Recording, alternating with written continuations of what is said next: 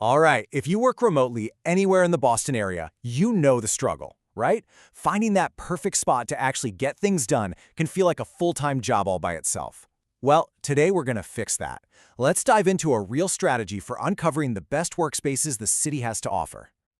I mean, we've all been there. Working from home sounds amazing in theory until, the laundry pile starts judging you and the refrigerator becomes your most frequent coworker. That constant search for a change of scenery, for a place with the right energy and fewer distractions, that's exactly what we're tackling today. Okay, so let's start with a core concept, the third workplace. It's a really simple idea, but it has huge potential. It's basically any space that isn't your home, that's the first place, or a formal office, the second place where you can actually be productive. So we're talking cafes, libraries, co-working spots, a whole world of options that aren't your living room. And this is where we really need a little mindset shift. The hunt for that one single magical location that's perfect for every single task, it's a dead end. The real goal, the smarter way to do this, is to build your own personal ecosystem of spaces. Think of it like a flexible rotation of different spots that fit your different needs on different days. So let's get right into our first strategy, search by vibe. Seriously, the atmosphere of a neighborhood is such a powerful and honestly an often overlooked search filter.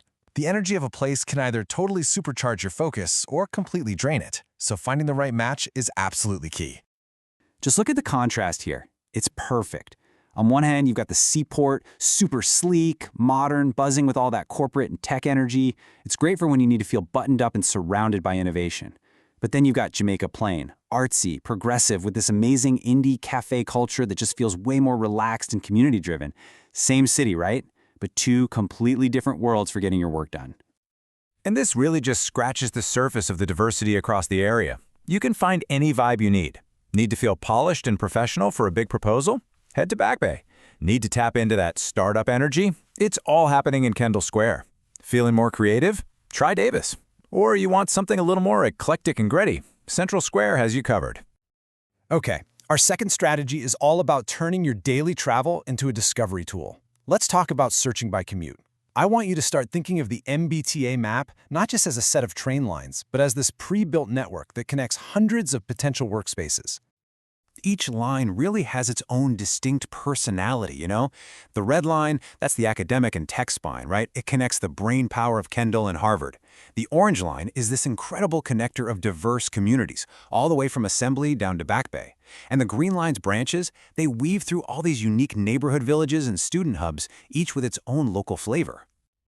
So the big takeaway here is to just reimagine your commute. That daily trip you might already be taking is basically a hidden map, dotted with undiscovered gems just a few steps from each and every station. So next time you're on the T, look out the window and just start exploring the stops along your route. Okay, this third strategy is a total game changer, and it's where we get super tactical. We're going to make Google Maps your ultimate discovery engine just by using 4 very specific search phrases. You gotta forget those generic searches that just give you generic results. And this quote from the source material, it just says it all. Vague searches are going to get you vague results. It's that simple. But knowing the right language to use, knowing exactly what to ask for, that unlocks a whole new level of relevant, useful options you would have totally missed otherwise. And here it is. This is the formula.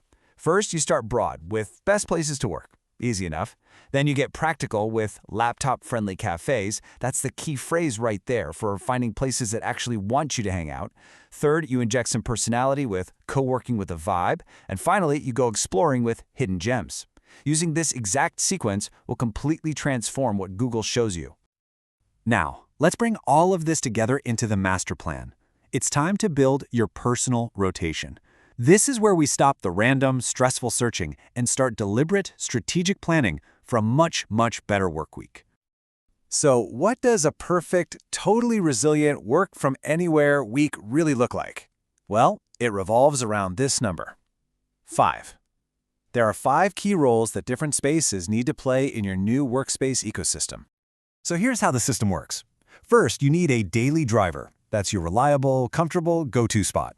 Then, a professional space for those important calls or deep focus work. You need a creative space for brainstorming sessions. A social space for when you're craving community and networking. And this is so important, a backup plan for when your first choice is unexpectedly packed. And the beauty of this rotation is that it changes everything. It takes all the guesswork and stress out of your week. So instead of scrambling for a spot every morning, your work life becomes intentional, it becomes curated, and it becomes consistently productive. Boston's incredible ecosystem of third workplaces is just waiting for you. I mean, from the tech hubs of Kendall Square to the quiet cafes in Brookline, the options are literally endless. Now that you have a real strategy, the only question left is, what are you going to go discover first?